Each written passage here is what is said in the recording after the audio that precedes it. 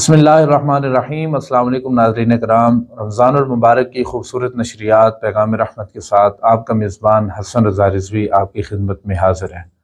नाज़रीन कराम, आज जिस मौजू के ऊपर हम बात करने जा रहे हैं ये इकबाल के शाहीनों के मुताल्लिक़ आज हमने सोचा कि उसके ऊपर बात की जाए। आज की नौजवान नस्ल तालीम हासिल करने के मैदान से पीछे भाग रही है और तालीम हासिल करने की जुस्तजू उनके अंदर ख़त्म होती जा रही है, क्योंकि ये वो नौजवान नस्ल है जिनके बारे में अल्लामा इकबाल ने कहा था कि ये मेरे शाहीन हैं और इन्होंने तालीमी मैदान में अपना लोहा मनवा कर अक़वाम मग़रब को ये पैगाम देना है कि हम कोई आम नहीं हैं, बल्कि हम इकबाल के वो शाहीन हैं जो शर्क़ व ग़र्ब से लेकर हम पूरी दुनिया को अपने तालीमी मैदान के अंदर सर करने की ताकत रखते हैं। इनके बारे में अल्लामा इकबाल ने कहा था कि ज़रा नम हो तो ये मिट्टी बड़ी ज़रखेज़ है साकी। लेकिन मसला क्या है, इस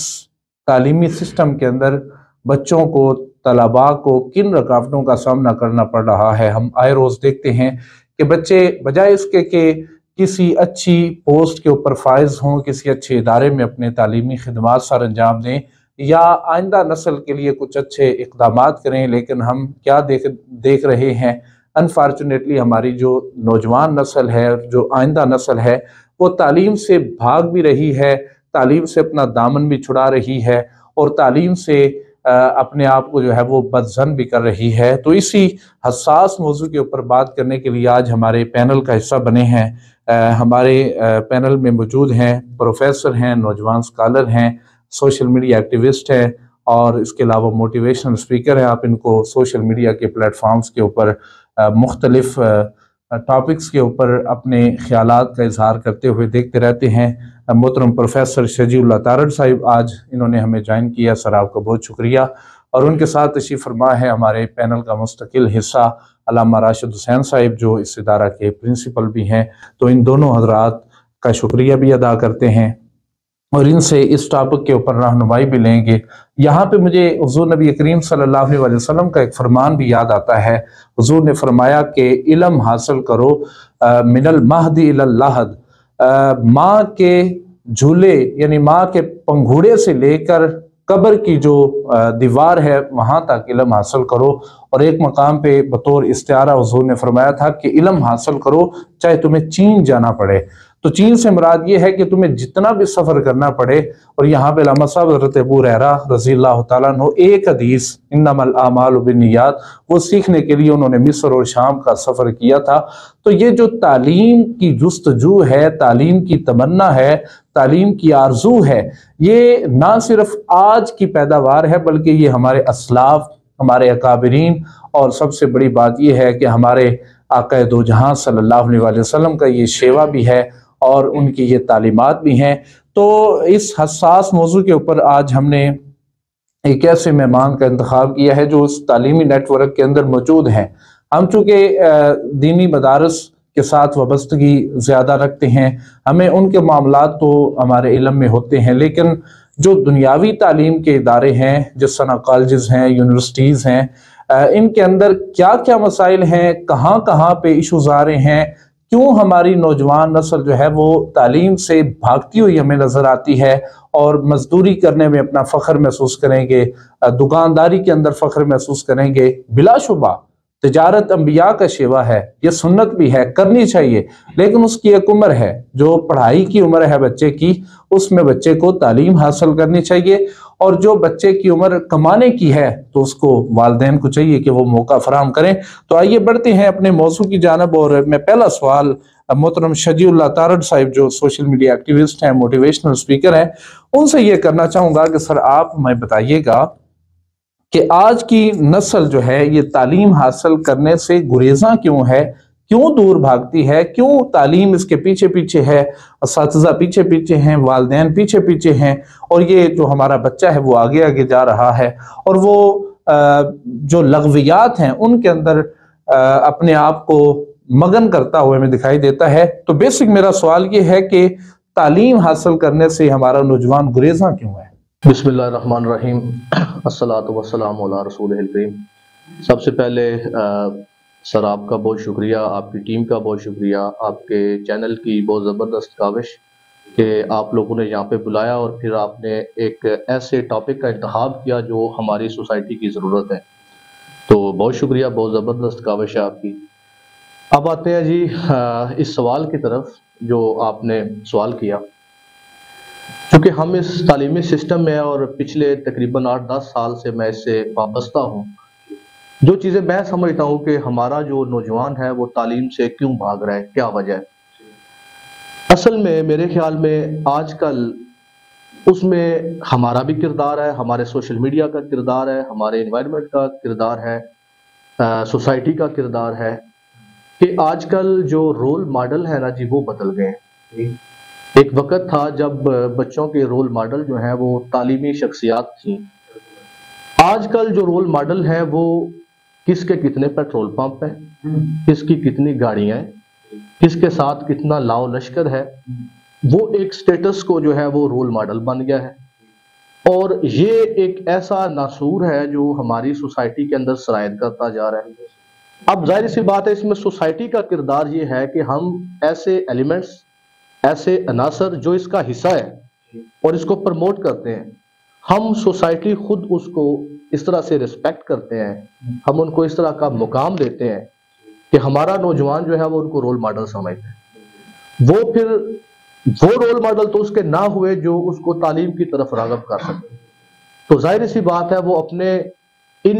سٹیٹس کو والے لوگوں کو رول ماڈل بناتا ہے اور اسی اثناء میں وہ چیزیں حاصل کرنا چاہتا ہے۔ اور وہ چیزیں حاصل کرنے کے لیے جب وہ تعلیمی شخصیات کو دیکھتا ہے، ان کے سٹیٹس کو دیکھتا ہے، تو وہ یہ سمجھتا ہے کہ شاید ان کے پاس تو وہ چیزیں نہیں ہیں، شاید یہ ان کے مالی حالات اور یہ ساری چیزیں نہیں ہیں، اور ان کے خیال میں شاید وہ کامیاب نہیں ہیں، تو وہ تعلیمی شخصیات کو کامیاب سمجھتا ہی نہیں، لہٰذا وہ اپنا رول ماڈل ان لوگوں کو سمجھتا ہے جن کو وہ کامیاب سمجھتے ہیں، تو وہ پھر انہی لوگوں کی راہ پہ چلتا ہے اور اسے یہ سمجھ آتی ہے کہ شاید اس کے رستے کچھ اور ہیں، اور وہ پھر سارے وہی رستے اختیار کرتا ہے، اور اسی اثناء میں اس کی ساری جو ہے وہ تگ و دو اس کی ایفرٹ ہوتی ہے۔ میں آپ کی بات سے یہ ایک پوائنٹ سمجھا ہوں کہ اس میں والدین کو اپنا رول بھی پلے کرنا چاہیے کہ وہ بچپن سے بچے کی دین سازیاں سے کریں کہ بیٹا تمہارا رول ماڈل یہ نہیں ہے بلکہ یہ شخصیت ہونی چاہیے۔ دیکھیں سر، آپ کی بات بجا ہے، اس میں پیرنٹس کا کردار ہوتا ہے، اور بیسیکلی جو بچہ ہے نا اس کا پہلا رول ماڈل جو ہے وہ اس کے پیرنٹس ہوتے ہیں۔ آپ کسی بھی چھوٹے بچے کو دیکھیں گے نا تو وہ گھر میں بھی جب شروع میں کھیلنے لگتا ہے تو وہ اپنے باپ جیسی ایکٹنگ کرتا ہے۔ اگر باپ اس کا ٹیچر ہے تو وہ 2-4 بچوں کو وہاں پہ بٹھا کے ان کو پڑھانا شروع کر دے گا۔ اگر باپ ان کے ڈاکٹر ہیں تو وہ ایک ڈاکٹر کی ایکٹنگ کرے گا، اس کے پاس بچے مریض آنا شروع ہو جائیں گے۔ اگر والدین اس کے جائے نماز کے اوپر کھڑے ہیں تو وہ لازمی ان کے ساتھ کھڑا ہو جائے گا۔ تو پہلے رول ماڈل تو جو بچے کے ہیں وہ اس کے پیرنٹس ہوتے ہیں۔ لیکن ہمارا ایشو یہ ہے کہ چونکہ سوسائٹی میں سارے پیرنٹس کا آپس میں انٹریکشن ہوتا ہے، تو ہمیں ایک ایسے بوجھ کے نیچے دبا دیا گیا ہے کہ جس سے شاید نکلنا جو ہے وہ بہت مشکل کام ہے۔ یہ ایک پنجابی میں بات ہے، اکثر وہ مختلف جگہوں پہ بیٹھے ہوں تو وہ کرتے ہیں کہ دین اور دنیا رکھنی چوکھی اوکھی، تو یہ ایک اس طرح کا بھی ایلیمنٹ ہے۔ تو ضرورت ہے اس چیز کی کہ جیسے آپ نے یہ کاوش کی، کسی طریقے سے ایسی اویئرنیس دی جا سکے کہ دوبارہ تعلیمی شخصیات جو ہیں وہ رول ماڈل ہوں اور ایک پازیٹیو جو میسج ہے وہ سوسائٹی میں۔ بالکل صحیح ہے، بڑی خوبصورت باتیں سر آپ نے کی ہیں، اور بلا شبہ اس میں ایک تو والدین کو اپنا رول پلے کرنا ہے، ایک ہمارے جو ٹیچرز ہیں ان کو اپنے آپ اس قابل بنانا ہے کہ لوگ ان کو فالو کریں اور وہ لوگوں کے لیے اور بچوں کے لیے حجت بنے، تاکہ ہمارا جو نوجوان طبقہ ہے وہ یہ نہ سمجھے کہ وہ سر یہ دیکھنے کو آیا ہے کہ ہمارے جو ٹیچر حضرات ہیں وہ لباس میں بالکل سادگی اختیار کرتے ہیں۔ سادگی اپنانا حضور کی سنت ضرور ہے، لیکن حضور ایک نفیس طبیعت کے بھی مالک تھے، اور اگر آپ کو اللہ نے یہ سرمایہ دیا ہے، رزق حلال دیا ہے، تو آپ ایک اچھا لباس پہنے، آپ کا رہن سہن اچھا ہو، آپ کا چال چلن اچھا ہو، تاکہ آپ اپنے نوجوان نسل کے لیے ایک موٹیویٹ جو سلسلہ ہے اس کا آغاز کریں، تاکہ آپ کو دیکھ کے بچہ جو ہے وہ آپ کو فالو کرنے کی کوشش کرے، نہ کہ وہ سنگر، ڈانسر یا ڈرامہ نگار یا جو ایکٹر ہوتے ہیں وہ ان کے نقش قدم پہ چلے۔ تو بہرحال یہ والدین کو اور اساتذہ کو اور جو اچھی اچھی شخصیات ہیں ان کو اس میں اپنا بہرحال کردار جو ہے وہ ادا کرنا پڑے گا۔ ہمارے پینل میں موجود ہے علامہ راشد صاحب، ان کی طرف بڑھتے ہیں۔ سر آپ کا بھی شکریہ، آپ تشریف لائے۔ آپ بتائیے گا کہ ہمارا جو تعلیمی نظام ہے یہ اس کے بارے میں ہم شروع سے پڑھتے سنتے آ رہے ہیں کہ بچے کو اسکول میں بھیجو، بچے کو کالج بھیجو، وہاں پہ وہ تعلیم حاصل کرے گا، جاب کرے گا اور ایک کامیاب انسان بنے گا۔ تو آج آپ بتائیے گا کہ پچھلے ادوار کی نسبت جو دور حاضر ہے اس میں اور پچھلے ادوار میں فرق کیا ہے؟ تعلیمی نظام کیسا آج کل رائج ہے؟ جی، بسم اللہ الرحمن الرحیم، بہت شکریہ۔ یہ بڑا جو ہے نا حساس موضوع اور بڑے وقت کی ضرورت ہے۔ آپ نے پوچھا کہ تعلیمی نظام ہمارا بیسکلی دو چیزوں پہ منحصر ہے اور دو سسٹم اس کے متعارف کرائے گئے ہیں۔ ایک سسٹم جو ہے وہ دنیاوی سسٹم ہے، اسکولنگ سسٹم جس کو ہم کہتے ہیں، اور دوسرا مدرسہ سسٹم ہے۔ اب یہ دو تعلیمی نظام بیسکلی ہمارے ہاں رائج ہیں، اور پھر اگر ان کو مزید جو ہے وہ دیکھا جائے تو مدرسہ سسٹم تو ایک الگ طور پہ رہ جاتا ہے، لیکن اگر اسکولنگ سسٹم دیکھا جائے تو بھی حضرت جو ہے نا وہ تقسیم کا شکار ہے۔ مثلا ایک امراء طبقہ جو ہے ان کے لیے ایک الگ سسٹم ہے اسکولنگ کا، پھر مڈل کلاس کے لیے الگ ہے، اور پھر غرباء کے لیے الگ ہے۔ تو یہ جب طبقاتی تقسیم ہوگی، جس طرح ہمارے ہاں معاشرے کے اندر خاندانوں کی تقسیم ہے، کسی کو ہم اوور ریٹ کرتے ہیں، کسی کو جو ہے وہ نارمل سمجھتے ہیں، اور کسی کو غریب شمار کرتے ہیں، اسی طرح ہمارا نظام تعلیم بھی ہے، تین حصوں میں منقسم ہو چکا ہے یہ اسکولنگ سسٹم۔ تو پھر ظاہری بات ہے جب تین یہ سسٹم کے اندر ہمارا یہ ہو چکا ہے تو پھر اس کے اثرات معاشرے پہ مرتب ہو رہے ہیں، اور اس کے اثرات یہ ہیں کہ وہ طبقہ جو امراء کے ساتھ متعلق ہے، جو تعلق رکھتا ہے، تو ان کے جو بچے ہیں وہ اگر اچھے کالجز کے اندر پڑھتے ہیں، ایسے کالجز جن کی فیسیں جو ہے وہ بہت زیادہ ہیں، وہ ان کالجز کے اندر بچوں کو داخل کراتے ہیں، اور پھر وہاں ان کی تربیت کا معیار بھی کچھ اس طرح ہوتا ہے کہ کل کلاں جب وہ معاشرے کا ایک اہم رکن بنتے ہیں اور اپنی جو ہے وہ ایکٹیو لائف اس کا آغاز کرتے ہیں، تو وہ وہاں ان کو ایسی چیزیں سکھائی جاتی ہیں گویا کہ وہ اپنے آپ کو ایک ماورا مخلوق تصور کرتے ہیں اور دوسرے کو ہیچ تصور کرتے ہیں۔ تو اور اکثریت یہ ہوتی ہے کہ ہمارے یہاں جو بالخصوص یہ جو بیوروکریسی آپ سمجھ لیں، وہ یا اشرافیہ جتنا بھی طبقہ ہے وہ اسی سے متعلق ہوتا ہے، کیونکہ ظاہری بات ہے ان کے تعلیم کا نظام جو ہے وہ تھوڑا سا ہائی ہوتا ہے، اور آگے ان کا پھر ہمارے یہاں سفارش کلچر بھی ظاہری بات ہے وہ ہے، تو آگے مین پوسٹنگ جو ہے ان پہ وہی لوگ آتے ہیں۔ اب انہوں نے جس ادارے کے اندر پڑھا ہے وہاں ان کی تعلیم ہی ایسی کی گئی ہے، تربیت ہی ایسی کی گئی کہ تم سب سے سپیریئر ہو، باقی جتنے بھی جو ہے معاشرہ ہے، یہ سوسائٹی ہے، یہ تمہارے انڈر ہے، اور تم ایک چھڑی کی طرح تم نے کام کے رکھنا ہے۔ اسی وجہ سے آپ نے دیکھا ہوگا کہ ہمارے جتنے بھی اشرافیہ جتنی بیوروکریسی ہے، جب وہاں کوئی غریب بندہ جاتا ہے وہاں اس کی کوئی سنوائی نہیں ہوتی۔ وہاں اگر روپے پیسے والا جائے، اگر کوئی بندہ روب والا جائے، وزیر مشیر جائے، اس کا تو کام فوراً ہو جاتا ہے، منٹوں میں ہو جاتا ہے، لیکن عام بندہ، عام معاشرے کا طبقے کا لوگ جو ہیں وہ جب جاتے ہیں وہاں ان کے کام نہیں ہوتے۔ اس کی وجہ پیچھے کیا ہے؟ کیونکہ ان کے ذہن کے اندر یہ چیز انجیکٹ کر دی گئی ہے کہ تم نے صرف کام کرنا ہے، تم ہرا کے کرنا ہے، تم ان کے یس مین بنو گے، لیکن باقی جو طبقہ ہے وہ تمہارے لیے آگے سامنے غلاموں کی طرح لائن لگا کے کھڑے ہوں گے، تو پھر جب آپ کی مرضی ہوگی تو کام کرنا، ورنہ ضرورت نہیں ہے، تم نے ان کو دبا کے رکھنا ہے۔ یہ ایلیمنٹ اصل میں تربیت کے اندر آیا، اور پھر دوسرا طبقہ جو ہے وہ ایک یعنی کہ مڈل کلاس کا طبقہ ہے، تو پھر وہاں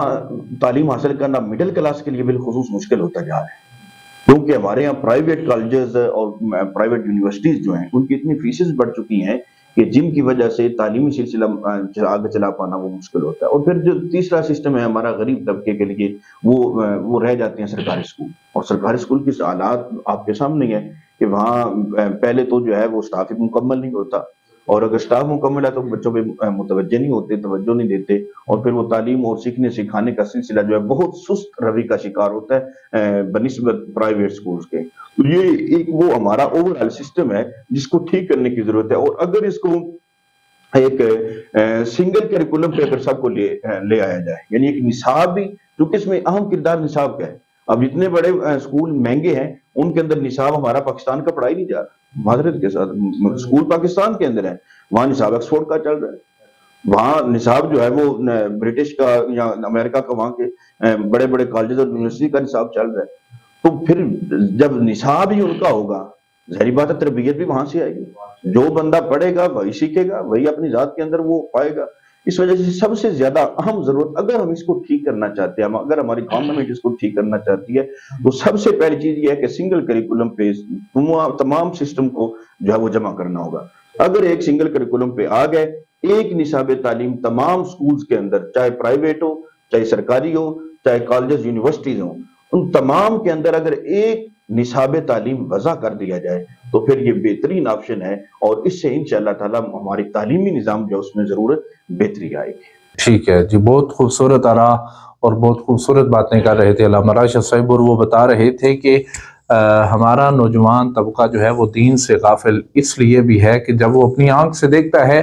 کہ ایک بندہ ہے وہ ساری عمر مغز ماری کر کے محنت کر کے تو وہ پڑھائی کرتا ہے اور اپنی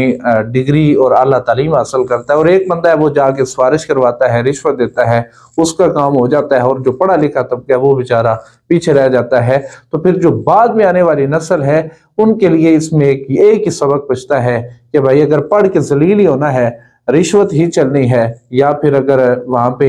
سفارش ہی چلنی ہے، تو پھر اس پڑھائی کی بھی ضرورت نہیں ہے۔ تو بہرحال اس میں بھی ہمارے حکمرانوں کو سوچ و وچار کرنا ہوگا، کیونکہ جو عادل حکمران ہے وہ اللہ تعالیٰ کے ہاں بڑا محبوب ہوتا ہے، اور جو غافل حکمران ہیں ان کو اللہ تعالیٰ سزا بھی دے گا اور ان کی پوچھ پکڑ بھی ہوگی۔ اور یہاں پہ گورنمنٹ سکولوں کا حوالہ دے رہے تھے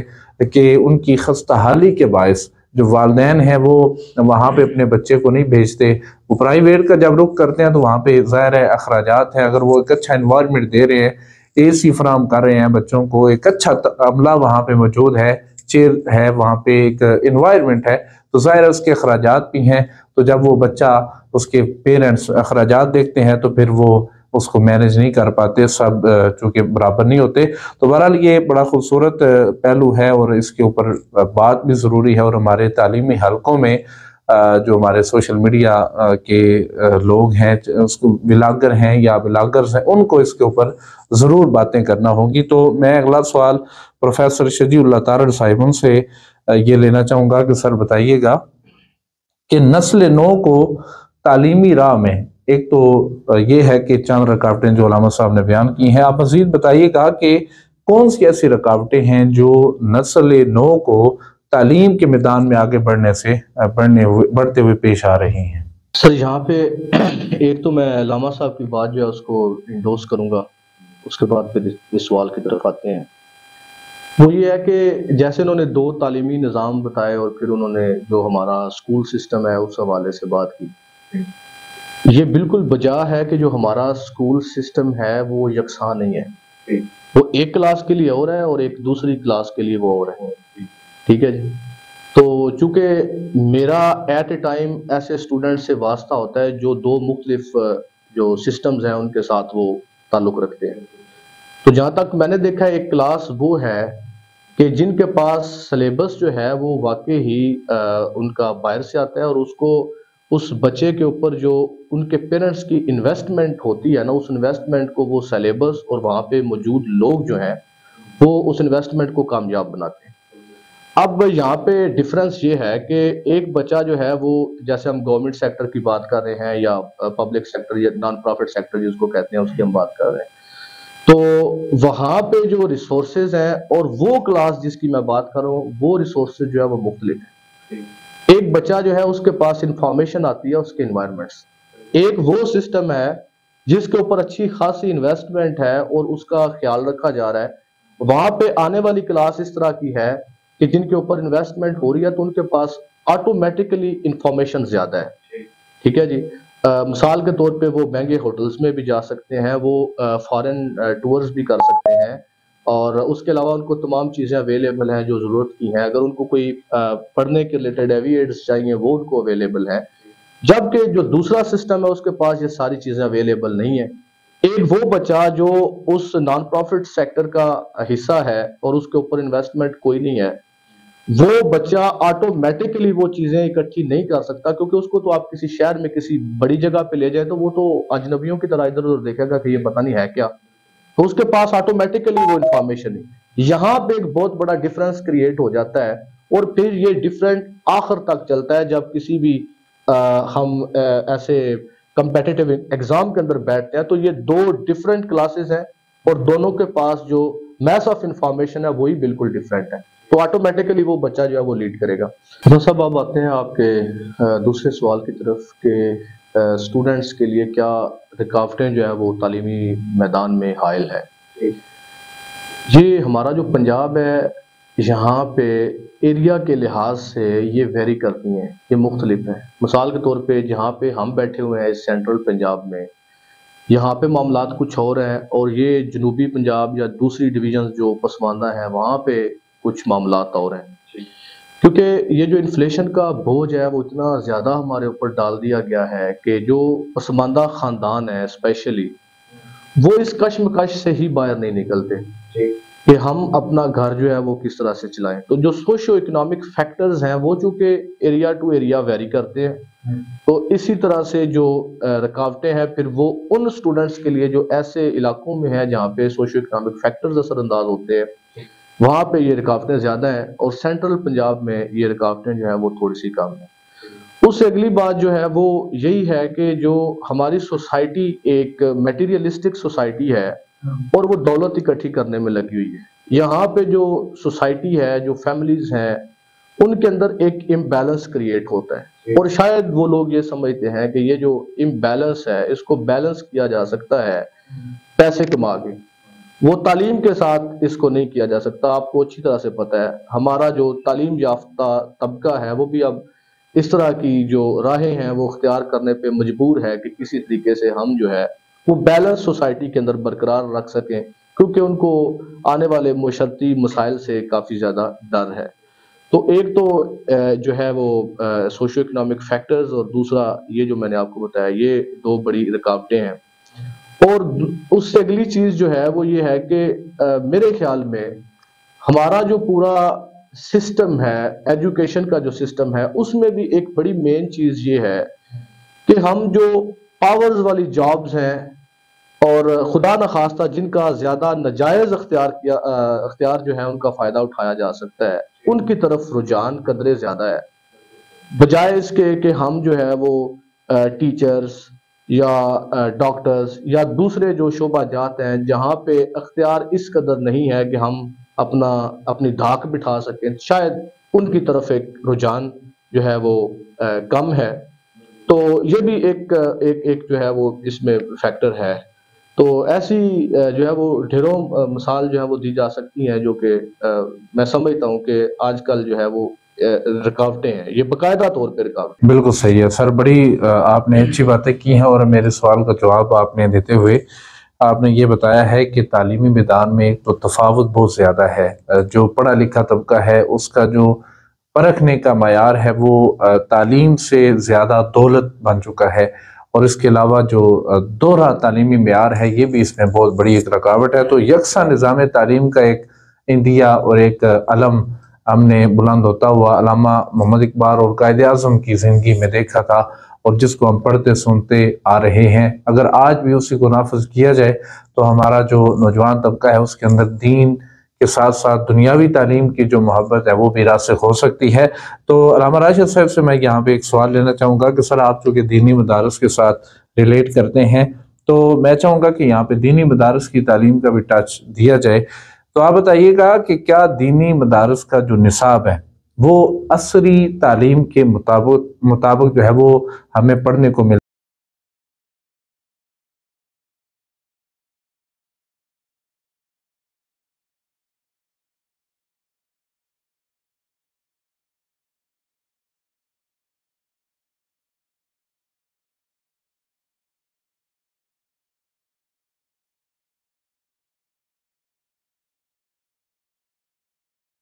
جی،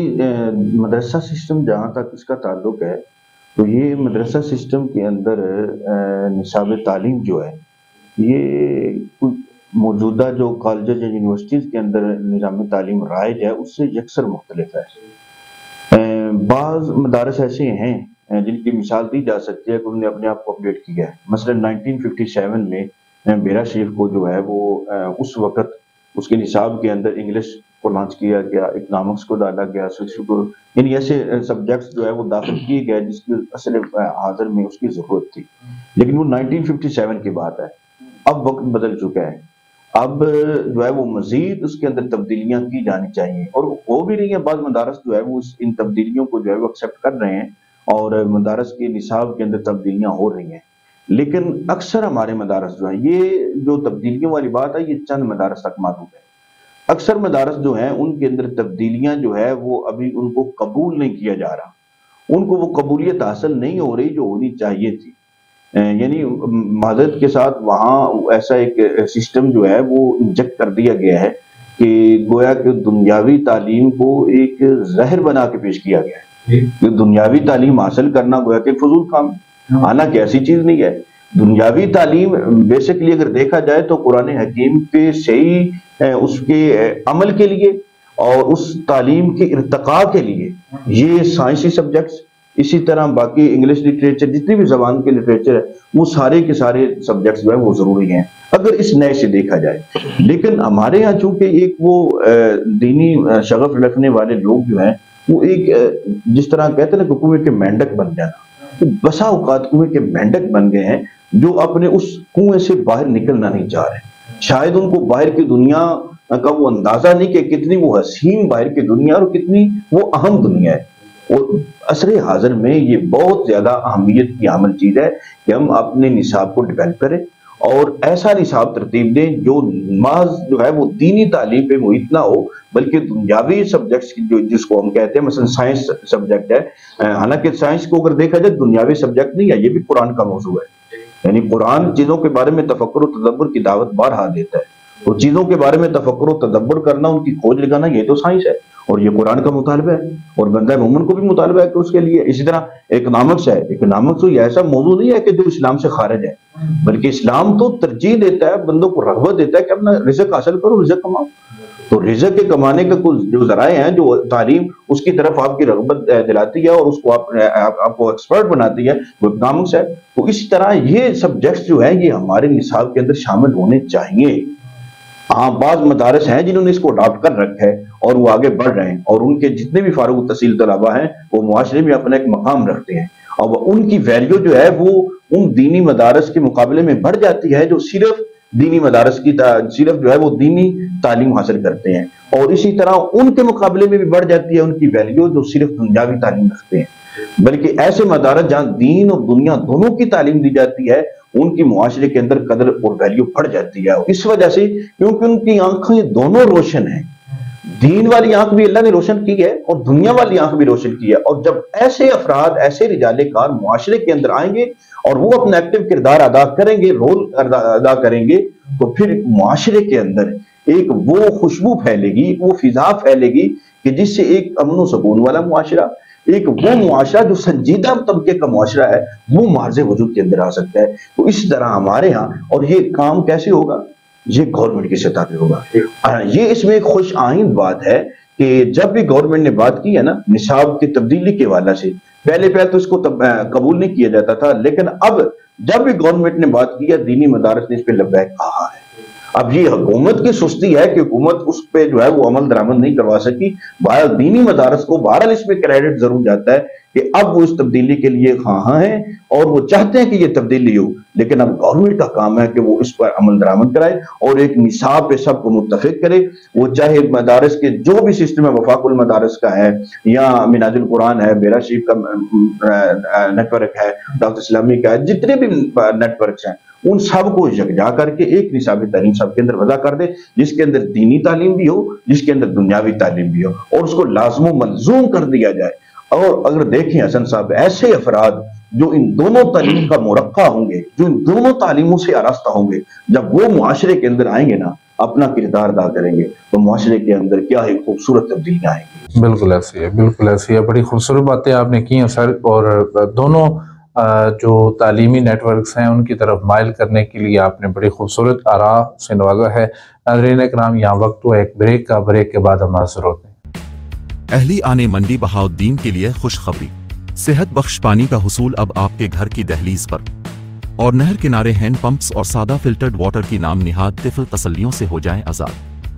کیونکہ اب زم واٹر لایا ہے ضلع منڈی بہاؤالدین میں منرلائز واٹر، جس کا دعویٰ ہے کہ بیماریوں کے خلاف جنگ۔ زم کے سنگ زم واٹر کو جدید آٹومیٹک RO سسٹم کے ذریعے 6 مختلف مراحل کے فلٹریشن پروسیس سے تیار کیا جاتا ہے، جو باریک سے باریک ایسے پارٹیکلز کو بھی باہر نکال کر خالص پانی تیار کرتا ہے جن کو ظاہری آنکھ دیکھنے سے بھی قاصر ہے۔ پھر اس کی غذائی ضرورتوں کو پورا کرنے کے لیے کیلشیم، میگنیشیم اور سوڈیم کے علاوہ اینٹی اسکیل جیسے حلال منرلز کو ایڈ کیا جاتا ہے، اور الٹرا وائلٹ ریز کے ذریعے تمام بیکٹیریا سے پاک کر کے سیل بند کر کے اپنے معزز صارفین تک 500 ml، 1500 ml اور 19 لیٹر کی دیدہ زیب پیکنگ میں پہنچایا جاتا ہے۔ اس کے علاوہ زم واٹر 400 ml کی خصوصی پیکنگ میں بھی دستیاب ہے، جو صرف اور صرف خانہ خدا میں عبادت گزاروں کی فی سبیل اللہ خدمت کے لیے بنائی گئی۔ قریبی مساجد میں نماز جمعہ کے مبارک موقع پر مفت خدمت کا موقع فراہم کرنے کے لیے زم واٹر سے رابطہ کریں۔ رابطہ نمبر 0331607400۔ میرج ہالز اور ہول سیل ڈیلرز کے لیے خصوصی پیکیجز اویلیبل ہیں۔ ہوم ڈیلیوری کی سہولت دستیاب ہے۔ مزید معلومات کے لیے درج ذیل موبائل نمبر اور پتہ پر رابطہ فرمائیں۔ Rana Abdulrazzaq plaza sugar mill road, براستہ عیدگاہ، منڈی بہاؤالدین۔ منڈی بہاؤالدین کے لیے موبائل نمبر 033163074000۔ حالیہ کے لیے موبائل نمبر 034069111307۔ ای میل۔ آج ہی زم گھر لائیں، کیونکہ زم زندگی ہے۔ ویلکم بیک ناظرین اکرام۔ ناظرین اکرام، بریک سے پہلے بات چل رہی تھی تعلیمی نیٹ ورکس کی، اور علامہ صاحب بتا رہے تھے کہ دینی تعلیم کے ساتھ ساتھ دنیاوی تعلیم بھی ضروری ہے، اور صرف دینی تعلیم کے اوپر انحصار کرنا، وہ مجھے علامہ واصف علی واصف صاحب کا ایک قول یاد آتا ہے کہ اپنے بچوں کو دین اس لیے پڑھائیں کہ وہ تمہاری آخرت بہتر کر سکیں، اور دنیا اس لیے پڑھائیں کہ وہ تمہاری جو دنیاوی زندگی ہے اس میں آرام جو ہے وہ تمہیں مہیا کر سکیں۔ تو دونوں جو تعلیم ہیں، دونوں تعلیمی نیٹ ورکس ہیں، ان کو اگر ہم ساتھ ملائیں گے تو تب جا کے ایک اچھا اور باصلاحیت نوجوان جو ہے وہ اس امت میں اور اس قوم میں تیار ہوگا۔ اور یہاں پہ گورنمنٹ کے جو کام ہیں، جو سرکاری سطح کے اوپر جو ان کی ذمہ داریاں ہیں، وہ ادا کرتے ہوئے نظر نہیں آتے۔ تعلیمی اداروں کو خستہ حالی کا شکار ہوئے کئی سال گزر جاتے ہیں، اور جو ہمارے حاکم ہیں اور امراء ہیں ان کی توجہ تعلیمی اداروں کی طرف نہیں جاتی، اور پھر سائنس جو ہے وہ سارا اسلام ہی تو ہے۔ اسلام ایک تھیوری ہے اور اس کا جو امپلیمنٹ ہے وہ سائنس ہے، تو دونوں چیزیں آپس میں لازم و ملزوم ہے۔ لیکن مسئلہ یہ ہے کہ ہمارے ہاں جو ایک ذہنیت ہے وہ یہ ہے کہ بچے کو درس میں بھیج دو، بچے کو اچھے سکول میں بھیج دو، بیکن ہاؤس میں بھیج دو، وہاں بھیج دو۔ لیکن چاہیے تو یہ کہ ایک جب بچہ جو ہے وہ 10-12 سال کی ایج ہو تو بچے کو صرف دین پڑھائیں، اس کے بعد بچے کو اعلیٰ تعلیم کے لیے لازمی بھیجیں تاکہ وہ دونوں جو آنکھیں ہیں اس کی روشن ہو سکیں۔ تو میں ایک آخری سوال پروفیسر شجیع اللہ تارڑ صاحب ان سے لینا چاہوں گا کہ سر آپ بتائیے گا کہ ہمارا جو تعلیمی سسٹم ہے، اور جس میں آپ بھی موجود ہیں، ایک اچھے ادارے کے اندر آپ اپنی خدمات سر انجام دے رہے ہیں، تو تعلیمی سسٹم نوجوانوں کی تربیت میں کیا کردار ادا کر رہا ہے؟ ہمارا نقطہ نظر صرف جاب کے اوپر ہوتا ہے، نوکری کے حصول کے اوپر ہوتا ہے، جبکہ تربیتی مراحل جو ہوتے ہیں وہ بچے کی ابتدائی زندگی سے شروع ہو جاتے ہیں۔ تو آپ بتائیے گا کہ ہمارا تعلیمی سسٹم بچے کی تربیت میں اپنا کیا کردار ادا کر رہا ہے؟ سر آپ کی اجازت سے جو آپ نے پہلے بات فرمائی ہے اور علامہ صاحب نے، اس میں تھوڑی سی ایڈیشن، جیسے بتا رہے تھے کہ جو دونوں مدرسہ سسٹم ہے اور جو ہماری دوسرا سکول سسٹم ہے اس میں جو ایک انخلاء ہے اس کی بات کر رہے تھے، تو بیسیکلی جو سائنس ہے نا، سائنس کی ابتدا ہی قرآن سے ہے، اور اس میں جگہ جگہ پہ آپ یہ سمجھتے ہیں کہ افلا ینظرون افلا یتفکرون، don't they see don't they think. اس کو ہم سائنٹیفک ٹرم کے اندر اس کو کہتے ہیں آبزرویشن، مشاہدہ۔ ہمیں مشاہدے کی ترغیب جگہ جگہ پہ دی گئی ہے۔ اس کے علاوہ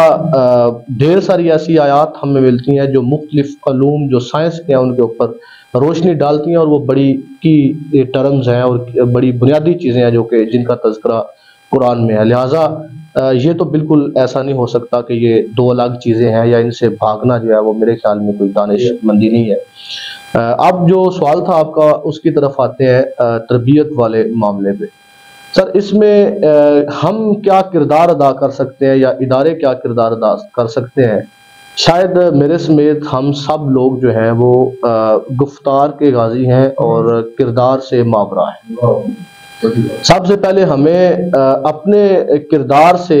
یا پریکٹیکلی بچوں کے لیے ایک رول ماڈل بننا ہوگا تو شاید ہم اس میں کردار ادا کر سکیں. مثال کے طور پہ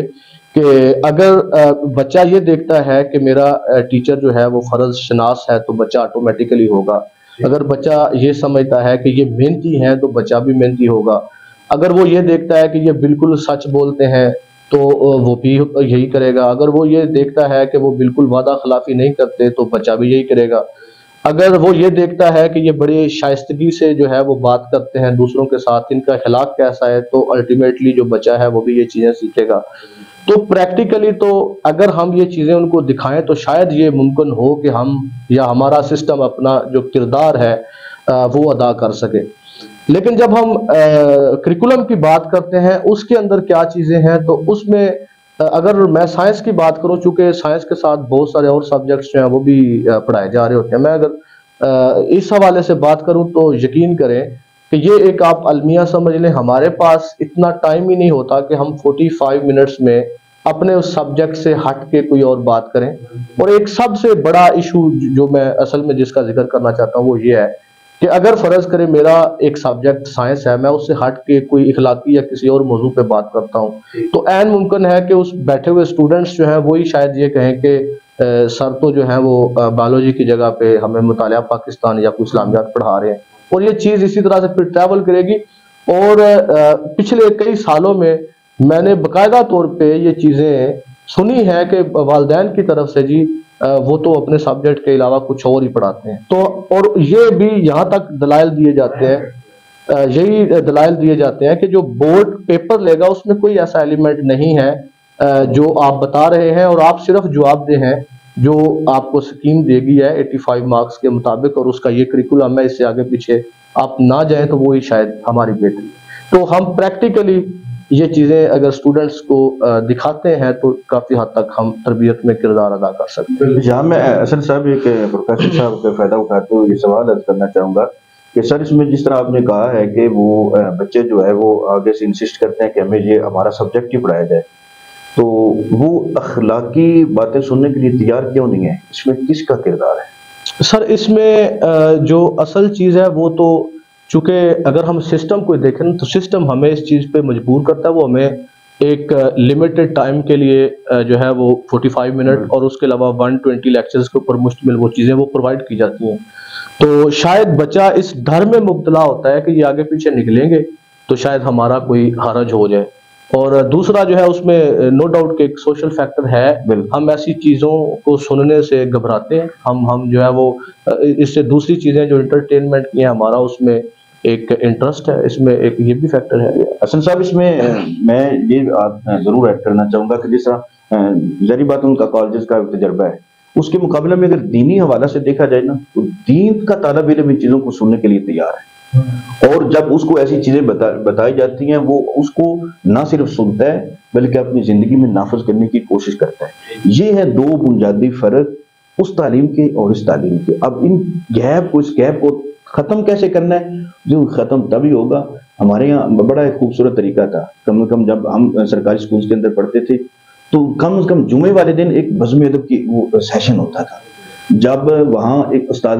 گرامی ایک ہوتے تھے جو دین کا نعرے رکھتے تھے، وہ تو اسمبلی کے اندر ایک ایسا لیکچر دیتے تھے، ڈیلیور کرتے تھے جو تمام بچوں کو ذہنی جو ہے ان کے جو اختلاط کا شکار ہوتے تھے ان کو ایک ذہنی آہنگی ملتی تھی، اور اسلام کے ساتھ اور اخلاقی جو کردار ہیں جو ہماری روش ہے اور اساتذہ کا احترام کرنا اس کے اندر بڑی ان کو ایک شے ملتی تھی اور وہاں وہ رغبت ہوتی تھی. میرے خیال میں آج جی فیکٹر جو ہے نا یہ مفقود ہوتا جا رہا ہے، جس کی وجہ سے بچہ جو ہے وہ تربیت والی باتیں یا وہ باتیں جو اس کے رویے کی طرف اس کے منفی رویے کی طرف اشارہ کرتے ہیں وہ سننا گوارا نہیں کرتا. ٹھیک ہے، بالکل صحیح ہے. دونوں میرے حضرات نے بڑی خوبصورت باتیں کی ہیں اور دونوں کے جو موقف تھے وہ بڑے قابل دید تھے اور قابل عمل تھے، اور اگر ان کے اوپر ہم عمل کر لیں تو ہمارا تعلیمی نیٹ ورک جو ہے وہ بہتر بھی ہو سکتا ہے، اور دونوں جو تعلیمی سلسلے ہیں دونوں میں تفاوت جو ہے وہ بھی ختم ہو سکتا ہے۔ وہ اپنی جگہ پہ ٹھیک ہے کہ تعلیمی نظام میں جو دینی مدارس کے بچے ہیں وہ ہماری ہر بات سننے کے لیے تیار ہوتے ہیں، اور انہوں نے اس کے اوپر عمل بھی کرنا ہوتا ہے، کیونکہ ان کو اس کے علاوہ کوئی اور کام نہیں ہوتے۔ اور جو دنیاوی تعلیم کا نیٹ ورک ہے اس کے اندر اگر بچے کو سبق سے ہٹ کے دیگر ایکٹیویٹیز کے حوالے سے یا اخلاقی طور پہ ہم اس کی جو ذہن سازی ہے وہ کرنے کا ارادہ کریں تو اس میں وہ عدم دلچسپی کا اظہار کرتا ہے۔ اس کے لیے وہ بتا رہے تھے کہ پچھلے چند سالوں میں تو بزم ادب کے نام سے ایک سلسلہ ہوا کرتا تھا، ہم نے بھی ظاہر اسکول کی تعلیم حاصل کی ہے، وہاں پہ ایک بزم ادب ہوا کرتی تھی جمعرات کے دن، لیکن آج کل پروفیسر صاحب یہ ماننا پڑے گا کہ ہماری دنیاوی تعلیمی نیٹ ورک میں یہ بزم ادب کا جو سلسلہ ہے یہ ختم ہو گیا ہے، جس کی وجہ سے بچے اپنے گھر سے آتے ہیں جب تو وہ اس بک کے اندر ہی رہتے ہیں، بک سے باہر ان کو کوئی اور چیز سننے کو نہیں ملتی۔ تو میں آپ سے یہ درخواست کروں گا کہ آپ ایک بڑے اچھے ادارے کے ایک اچھی ڈیزگنیشن کے اوپر فائز ہیں، تو آپ یہ جو اس کی ترویج ہے یہ دوبارہ سے بحال کریں، ورنہ یہ ہے کہ ہمارا جو بچہ ہے وہ ہاتھ سے نکل جائے۔ اس پہ ہم خاطر خواہ کوشش کرتے ہیں، اس کا ہرگز مطلب یہ نہیں کہ اگر لیٹس سے کہ ہمیں یہ پتہ چلتا ہے کہ بچے جو ہے وہ یہ سننے سے نہیں تو ہم وہ کرنا ہی چھوڑ دیں۔ جی تو یہ ایک مسلسل عمل ہے، مسلسل کبھی بھی سیکھنے کا سلسلہ جو ہے وہ رکتا نہیں ہے، ایسے ہی مسلسل عمل چلاتے رہتے ہیں۔ بالکل آپ بھی دعا کریں، ہم بھی کرتے ہیں انشاءاللہ سر، ہماری دعا بھی ہے اور ہمارا منشور بھی یہ ہے، چونکہ ہم دونوں تعلیمی نیٹ ورکس کے اساتذہ کے ساتھ ہمارا جو ہے وہ نشینی ہوتی ہے، ان سے ملاقات ہوتی ہے، ان سے گفتگو ہوتی ہے، تو آپ نے بڑی خوبصورت ایک بات کی ہے کہ ہم گفتار کے غازی بننا پسند کرتے ہیں، کردار کے غازی بنیں گے تب جا کے ہمارا جو سلسلہ نیٹ ورک ہے وہ بہتر ہوگا۔ تو بڑی خوبصورت باتیں ہوئی ہیں، میں بار دیگر اپنے دونوں اسکالرز کا شکریہ ادا کرتا ہوں، اور انہی کلمات کے ساتھ میں یہاں پہ آپ کو بتاتا چلوں کہ یہ جو ہمارا پروگرام ہے یہ دارالعلوم محمدیہ غوثیہ مصطفیٰ آباد اور ادارہ معارف القرآن کشمیر کالونی کراچی اور اس کے علاوہ زم منرل واٹر جو ہے بڑا خوبصورت صاف شفاف پانی جو ہے وہ ہماری عوام کو پہنچا رہے ہیں، کیونکہ پانی صحت ہے، پانی اچھا اگر دستیاب ہوگا تو آٹومیٹکلی انسان کی صحت بہتر ہوگی، اس کے اندر شفافیت آئے گی اور اس کو بے شمار بیماریوں سے یہ جو پانی اللہ کی نعمت ہے یہ بچاتا ہے۔ تو یہ تینوں اداروں کا ہم شکریہ ادا کرتے ہیں، ان کے اشتراک سے ہمارا جو پروگرام ہے یہ انعقاد ہوتا ہے۔ انہی کلمات کے ساتھ اپنے میزبان حسن رضا رضوی کو اجازت دیجیے، اللہ نگہبان۔